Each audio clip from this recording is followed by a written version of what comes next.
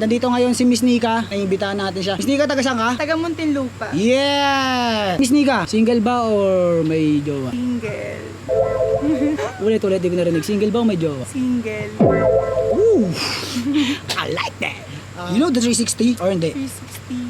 Okay. Mga Gengo, di niya alam yung 360 so kailangan natin ipaliwanag sa kanya kung ano yung 360. Kailangan mo ipakita sa Gengo kasi ako nakikita ko yung full figure mo eh. So, kailangan mo ipakita sa Gengo kung ano yung 360 ni Miss Nika. Pwede ka ba tumay Miss Nika? Ano naman?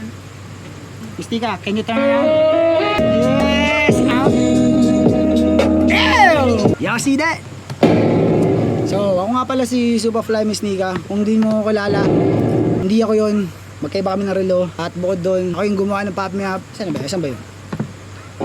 Yeah! Oh my God! 9MB, Gengo.